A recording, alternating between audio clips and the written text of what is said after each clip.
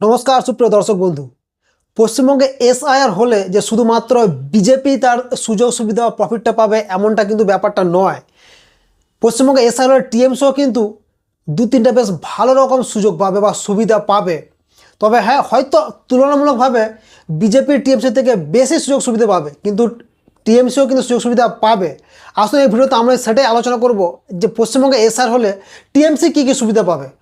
তার আগে আপনাকে জানিয়ে রাখি দর্শক বন্ধু, আমি কিন্তু কোনো রাজনৈতিক বা ভোট বিশ্লেষক নয়। আমি আপনার মতো সাধারণ একটা ছেলে। আমার যেটা মনে হচ্ছে আমি আপনার সঙ্গে সেটা শেয়ার করছি, তাই আমার ধারণা কিন্তু পরে ভুল প্রমাণিত হতেই পারে। আর আপনিও কিন্তু অবশ্যই এই বিষয়ে আপনার কী মতামত অবশ্যই আমাকে জানাবেন, আমি সম্মানের সঙ্গে সেটা গ্রহণ করব।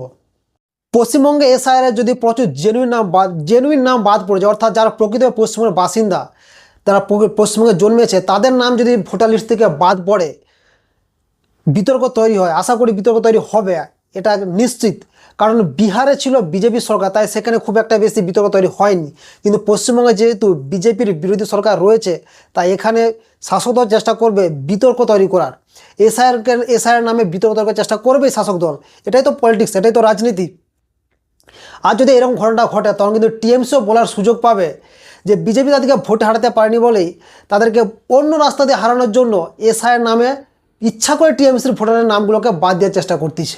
আর 2 নম্বর সুবিধাটা হচ্ছে, এই এসআইআর হওয়ার সময় প্রমাণপত্র হিসাবে এই কার্ড সেই কার্ড, এই পরিচয়পত্র সেই পরিচয় দেখাতে দেখাতে যদি পশ্চিমবঙ্গের মানুষ অসন্তুষ্ট হয়ে যায়, বিরক্ত হয়ে যায়, তখন কিন্তু তারাও বিজেপির বিরুদ্ধে একটা তাদের মনের মধ্যে কিন্তু ক্ষোভ তৈরি হবে।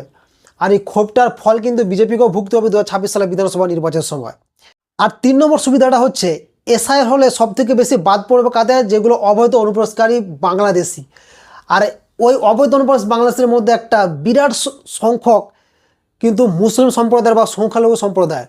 ফলে যদি এসআইআর ফলে পশ্চিমবঙ্গে যত লোকের নাম বাদ যাবে ভোটার লিস্ট থেকে, তাদের মধ্যে যদি ম্যাক্সিমামটা হয় সংখ্যালঘু সম্প্রদায়ের, তখন টিএমসির কাছে একটা বিরাট সুযোগ আসবে যে এই সিএ আর এনআরসিকে এই এসআইআর সঙ্গে যোগ করে দিয়ে এমনভাবে প্রচার করবে টিএমসি, যাতে সংখ্যালঘুদের মধ্যে একটা ভয় প্রদর্শিত হয় বা ভয় জন্মে যায় মনে।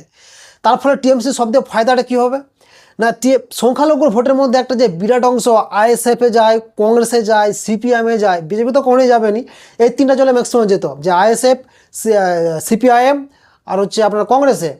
সেই যে ভোটগুলো ছড়িয়ে ছিটিয়ে যেত, সেইগুলো কিন্তু সবই একত্রিত হয়ে টিএমসির দিকে চলে আসতে পারে।